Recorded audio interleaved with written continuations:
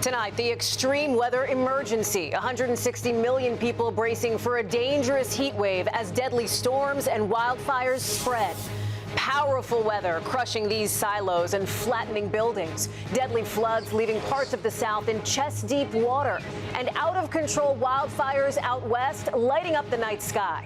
Plus, Al Roker's in to track a life-threatening heat dome for tens of millions this holiday week. Miraculous rescues from the rubble 5 days after deadly earthquakes slammed Venezuela. American teams, look at this, pulling this baby out alive. But why that government's response to the disaster is now sparking anger. A major Supreme Court moment expanding the president's power, how that could affect dozens of federal agencies, and why the justices won't overturn a civil sex abuse case against President Trump. The unexpected court hearing holdup for accused CEO killer Luigi Mangione, why he had to be rescued from an elevator. Mid-air scare for a JetBlue flight with the pilot saying they hit a drone just before landing. Disgraced lawyer Alec Murdaugh in shackles and a prison jumpsuit back in court after his murder convictions were overturned. The fiery moments there and when he'll be retried. A deadly crocodile attack near a popular beach resort. Hear from the couple who tried to save the victim. Rodeo horror, a bull rider thrown and trampled, how he managed to survive. Dramatic apartment explosion. Firefighters, you see it there, pushed back after this powerful blast. Taylor Swift wedding watch, new reporting on the invites to a celebration and the non-disclosure agreements apparently coming with them. And our series, Great Americans, with the story of the family running America's oldest U.S. flag company. Their legacy literally woven into the fabric of our country. Nightly News starts right now. This is NBC Nightly News with Tom Yamas. Good evening. I'm Hallie Jackson in for Tom, and we are coming on the air tonight with the dangerous and deadly weather affecting millions and that stifling heat dome descending on nearly half the country in what is now an extreme start to this holiday week. In the West, wildfires burning out of control in Colorado and in Utah, where here you can see it from above, thick smoke blanketing those mountains.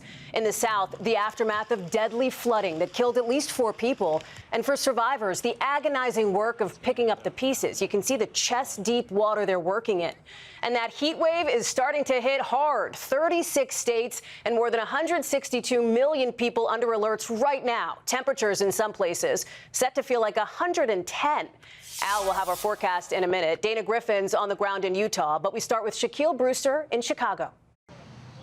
From brutal heat to powerful storms. It's raining hard now. Tonight, a dangerous mix of severe weather. Wind gusts up to 131 miles an hour, leaving devastating damage in South Dakota.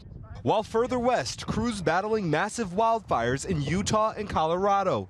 Plumes of smoke seen from miles away. Look at that thick orange haze blanketing the sky. Here, the fires glow, reaching far into the distance. Crews scrambling to fight the fast-moving flames. In Utah, the nation's largest active wildfire exploding to some 93,000 acres. NBC's Dana Griffin is there. Those plumes of smoke are hotspot flares firefighters are working around the clock to put out as afternoon wind and heat fuel the flames. Tanner Larson is a volunteer firefighter who just lost his own home. Just couldn't absorb it at the moment.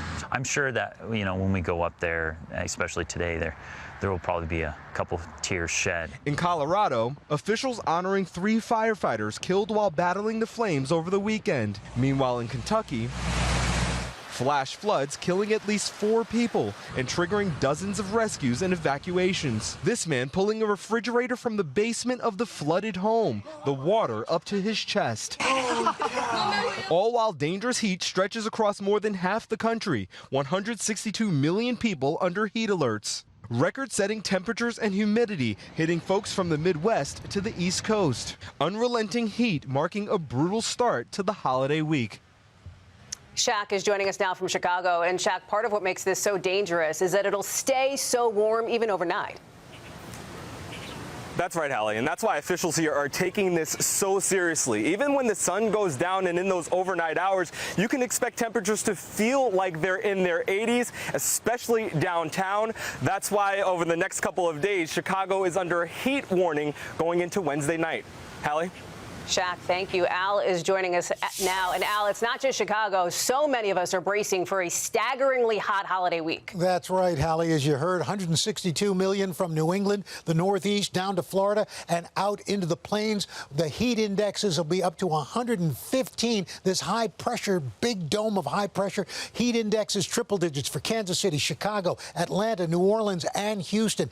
Air temperatures, Columbus, upper 90s, triple digits. New York, also in Nashville, down in Raleigh. You add in the humidity and the heat indexes, all triple digits. New York, Washington, Nashville, Columbus, and Chicago. And this goes into the weekend. Hallie?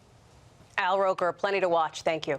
To Venezuela now, where we are seeing miraculous rescues, even a full 5 days after those deadly double earthquakes. Relief for some families, but for others, hope is beginning to fade. Here's Camila Bernal. Tonight, from beneath the rubble, the miracles. You can hear this baby's cries as it's freed by American rescue teams, rushing off the pile for medical attention. And amazingly, moments later, from that same collapsed building, the baby's mother is also pulled out alive, greeted by cheers from her neighbors. Rescues still happening 5 days after those deadly back-to-back earthquakes in Venezuela. This man was trapped for 106 hours. But there's also growing anger with the Venezuelan government. People saying officials have not moved fast enough to find those trapped. And to help survivors in La Guaira, people who lost everything are picking through piles of donated clothes. Ana Vanessa Herrero is there. Hundreds behind me are sleeping on tents. They tell me that the government has not informed them what the next steps could be. In Los Angeles, Kelly Montano tells us her parents are still missing. Still don't believe it. No, I don't believe it. She heard from them minutes before the earthquake hit. They were packing their car to leave the apartment. My hope was that they were leaving from the parking, but today's Monday, and they doesn't appear any of them. Now she's organized an aid donation site at her restaurant. Back in Venezuela, the hours are growing desperate to find more survivors. Telemundo's Julio Vaqueiro is there. This was a 13th floor apartment building. Right now, they're not trying to find any people alive. They are just trying to find dead bodies. And tonight, the UN estimates the death toll could hit as high as 10,000 people. The current death toll up to more than 1,700 people, among them 3 Americans. Meanwhile, the U.S. is now sending more than $300 million for disaster response, and the Venezuelan government says it's working to evaluate damaged buildings and set encampments for those displaced. Hallie? Camila Bernal, thank you. Here in Washington, the Supreme Court today is delivering a win to President Trump that could expand his presidential powers. Laura Jarrett is joining us now. But Laura, a separate ruling on the Federal Reserve shows that power may only go so far, right? Hallie, that is right. Federal Reserve Board of Governor Lisa Cook will be able to stay on the job for now as her lawsuit plays out in the lower courts. The justice is saying today that the Fed is simply unlike other traditionally independent agencies, that the nation's central bank, of course, the body that sets interest rates for the country, must be protected from political interference. Yet, it's a different story, Hallie, when it comes to most other federal agencies. The justice is saying Congress cannot saddle the president with those that he doesn't want to work with, allowing the president to fire a Democratic appointee to the Federal Trade Commission. President Trump praising that ruling, saying it gives strength to the presidency, Hallie. And Laura, the High Court is also now letting a $5 million civil verdict against President Trump stand in the E. Jean Carroll lawsuit? Yes, Hallie. A jury in that case, you'll remember, had found Mr. Trump liable for sexual abuse and defamation of writer E. Jean Carroll, which he's denied repeatedly. The president's last hope was the Supreme Court, but they refused to take up that appeal today. Carroll saying this is a win for every woman. Hallie? Laura Jarrett, thank you. Also today, a hearing for accused CEO killer Luigi Mangione was delayed for a bit after he got stuck in the courthouse elevator, according to a court official familiar with what happened. Mangione stayed in handcuffs as engineers worked to free him. He ended up arriving at the courtroom more than a half hour late. In those proceedings, we learned Mangione's federal trial is now set to begin on January 5th. He has pleaded not guilty. And a scare in the skies tonight with the latest incident of a close call between a plane and a drone, this time in New York. Aaron McLaughlin reports. Tonight, the FBI is investigating. We collided with a drone back there in the turn. After the pilot reported a drone struck a JetBlue flight on final approach to New York's JFK airport. You said you collided? Yep, it hit us right above the cockpit. Do you require any assistance? You just continue to the runway? Affirmative. We don't need any assistance. We're just going to go ahead and land. It happened at 7:15 this morning. Flight 948 from Las Vegas was about 3,000 feet in the air. JetBlue tells NBC News the flight landed without incident, and a post-flight inspection found no damage. Minutes later, according to air traffic control audio, another JetBlue flight reported seeing a drone flying quite close. JetBlue 2769 just observed a drone pass to our right, slightly below us. As they scrambled to figure out whether it was safe to land the plane. And last Friday, another drone sighting as a United flight arrived in nearby Newark. We almost hit a drone right there. Many times these are false positives. In other words, it's a bird strike or some other balloon or object like that. And if it was a drone, well, that's very serious. Erin McLaughlin, NBC News, New York. To the fallout from South Carolina's so-called trial of the century now, and Alec Murdaugh back in court after the state tossed out his double murder conviction, setting the stage for a retrial. Aaron Gilchrist is there. Alec Murdaugh back in a South Carolina courtroom today for the first time in more than 2 years. I see we have a full house. Good morning. With a new judge diving headfirst into his second murder trial. Murdaugh in an orange prison jumpsuit and shackled. His lawyer having him stand to make a point about biasing potential jurors before trial. Chained around the waist, chained with the hands, chained on the feet. I mean, this guy's not a serial killer, not, Ted Bundy. The state says it's a routine security measure. It is a security risk. And what was to be a routine status conference quickly became contentious. We don't know what we don't know. And I'll give you an example. Murdaugh's lawyers arguing there may be evidence available that wasn't shared with them during the first trial in 2023. State prosecutors pushing back. I know that my obligation is to provide that information to the defense, and if I'm aware of it, then it's been provided. And we have done that. They've had it since well before the original trial, and we will continue to do that. Guilty. A jury convicted Murdaugh, a once prominent and powerful attorney, of killing his wife Maggie and son Paul back in 2021. South Carolina's Supreme Court overturned that conviction last month, citing interference by former court clerk Becky Hill, who the court said placed her fingers on the scales of justice with comments she made to jurors. The new judge setting April 5th as the start date for the new trial. The judge also delaying a decision on a request for a new analysis of unidentified male DNA found under Maggie's fingernail, as the defense signals someone other than Alec could have been at the crime scene. Aaron is joining us from South Carolina. And Aaron, this new judge already seems to be setting the tone for the retrial. Hallie, as soon as Judge Deborah McCaslin sat down, she launched into a series of pointed questions about evidence, and she ended the hour-long hearing by telling the lawyers, quote, "When I set a trial date, I don't do continuances." Hallie? Aaron Gilchrist, thank you. We are back in 60 seconds with the deadly crocodile attack near a popular resort beach and the American couple who tried to save the victim. Then the close call for these firefighters after a dangerous explosion caught on camera. And the new details we're learning tonight about plans for Taylor Swift's wedding celebration. Is New York ready for it? A horrifying scene for people vacationing at a popular resort in Mexico after a man was attacked and killed by a crocodile. Liz Kreutz has the story. Tonight, new video shows a massive crocodile at the beach near a popular resort in Puerto Vallarta shortly after officials say a 28-year-old man was attacked and killed by one over the weekend.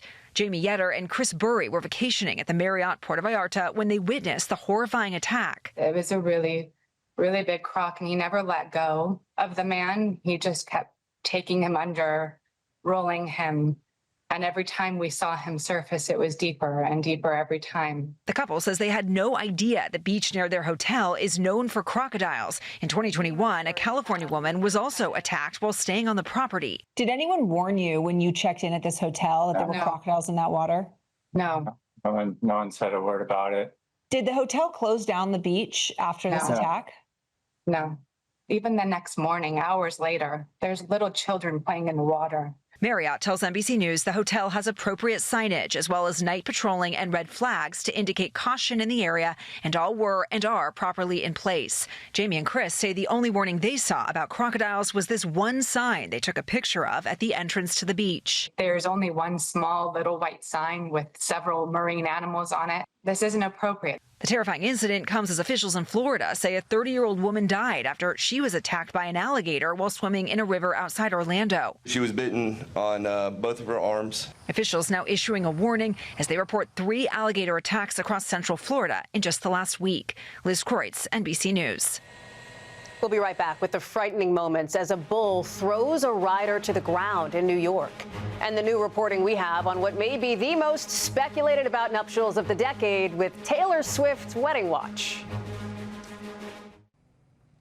Back now with the massive apartment explosion caught on camera. Look at it here. Firefighters were responding to a call about smoke, and then you see it happen. Officials say an electrical failure set off some flames, and then that sparked this big explosion.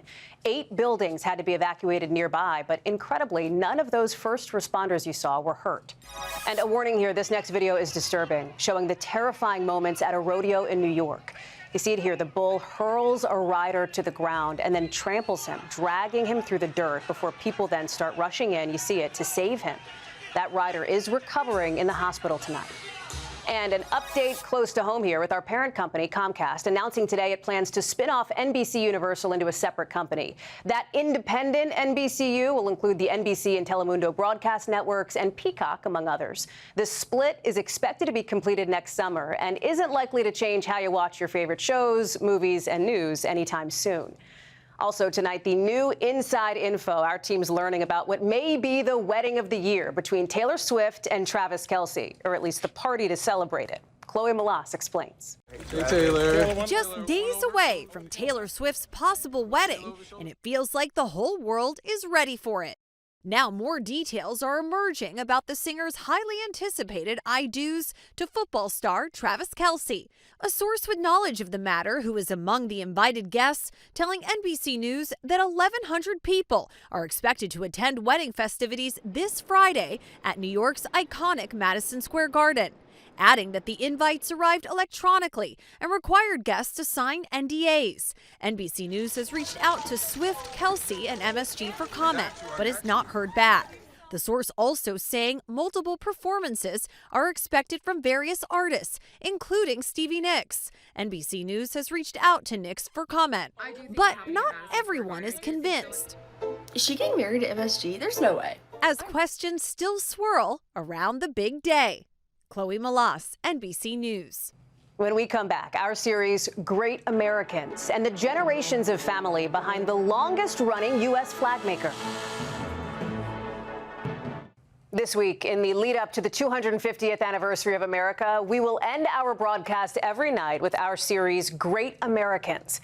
And tonight, Tom has the story of a 6th-generation flag maker whose family history is woven deeply into American history. Our Great American this week, Carter Beard.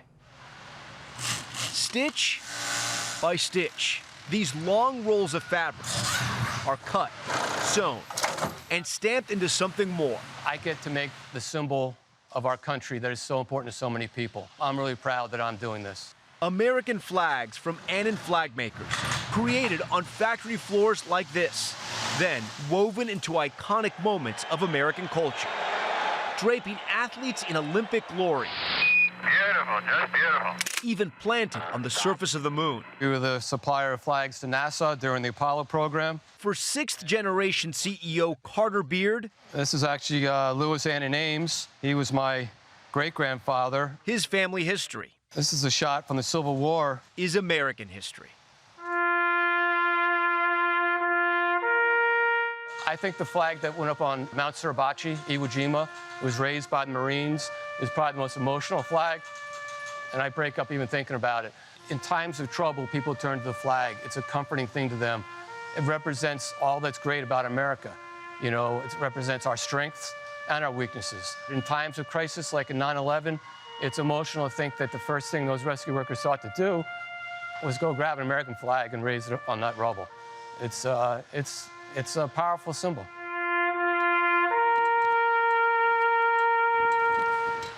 Making that symbol right here in the USA takes a lot of hard work.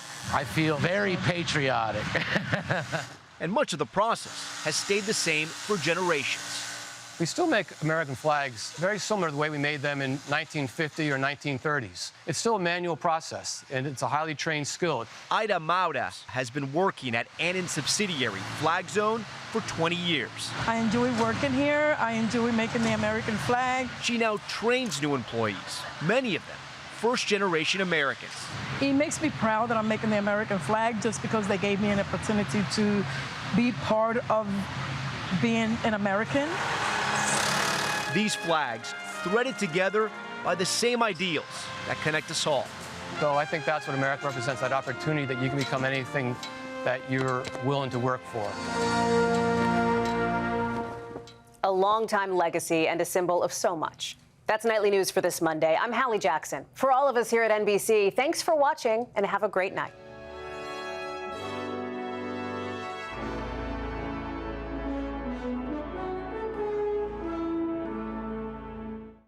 We thank you for watching, and remember, stay updated on breaking news and top stories on the NBC News app or watch live on our YouTube channel.